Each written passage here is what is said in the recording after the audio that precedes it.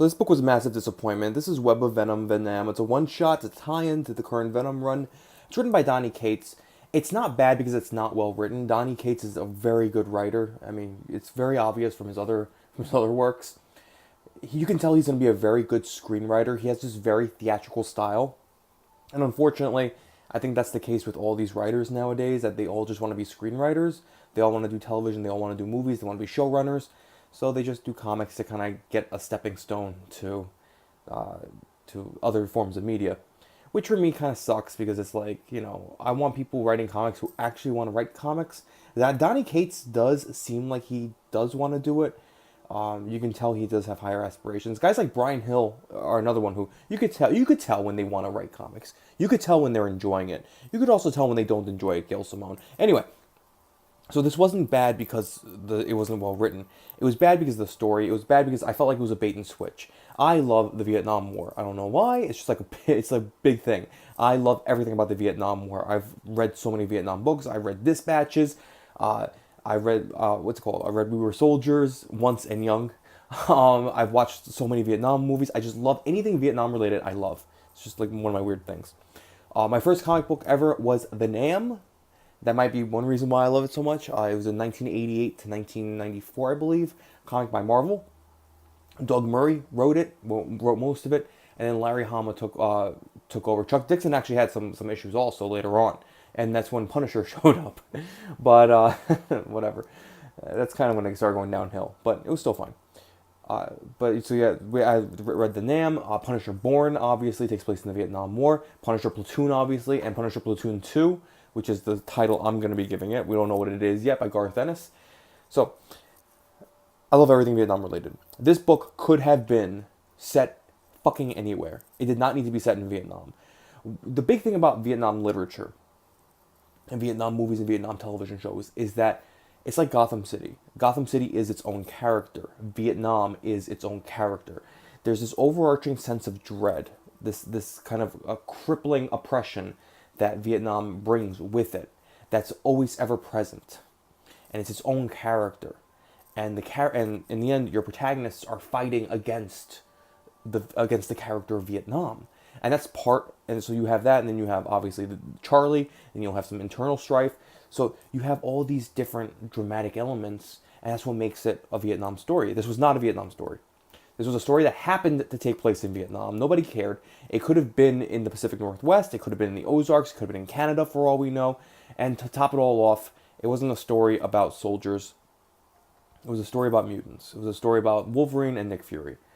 So, Anyway, the first 3 pages are quite good. This is how you could tell Donny Cates knows what he's doing. They were really good because it was about a soldier and it had that kind of oppression that Vietnam brings with it. Very good. But after that, it just turns into your basic kind of X-Men story.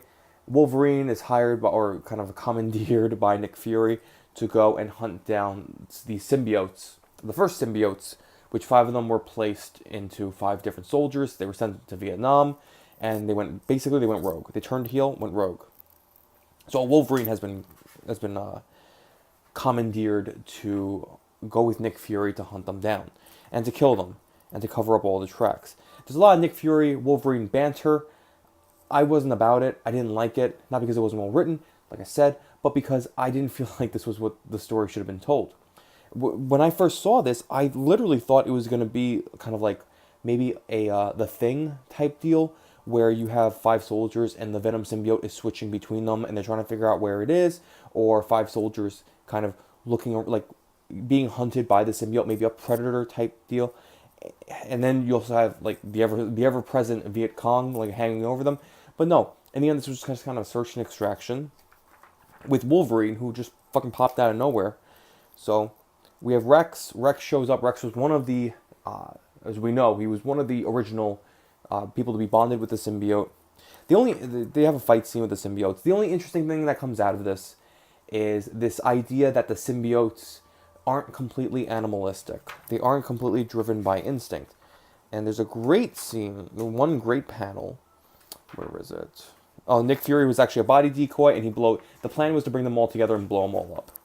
But there's this great scene where Wolverine describes them as animals, and the symbiote goes, "No, we're not animals." So that's interesting. They do have some sentience. They do have some sort of free will that they exercise. They're not just completely animalistic. They're not just completely instinctual. So that's really fascinating.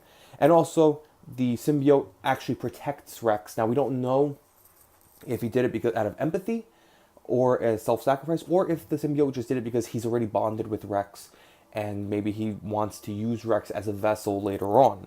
We don't know about that. But Rex comes back to Nick Fury, and he doesn't have the symbiote anymore, apparently, and he's hired in order to hunt down this missing symbiote. And that's really it. That was really it. And then we have Web of Venom, Carnage. That was it. Them in Vietnam had nothing. Like, you didn't really need them in Vietnam. Other than the first 3 pages, the jungle of Vietnam played no factor in this whatsoever. There was no point into. There was no point to it. Now you can say, oh, it was just like kind of like window dressing, but you could have done it anywhere at that point. Well, your whole gimmick is that this is Venom in Vietnam, and yet it's not. You might as well have just named this Web of Venom, Fury Wolverine stories or some shit like that. I don't know, whatever. Anyway, I was really disappointed with it. Really disappointed. Let me know what you guys think. Am I off base? Did you guys like it? Does it have like? Does it work better? Like, I don't know. I didn't even care for this. I don't care for these Web of Venom things anymore. I'm just gonna continue. The main story's fine. I'm just gonna continue with the main story. These kind of one-shot tie-ins, nah, it's not for me anymore. Anyway, let me know what you guys think. Like, share, and subscribe. You can follow me at Trajan Channel on Twitter, and I will catch you guys later. By the way, Gail Simone is the biggest liar I've ever seen in my life.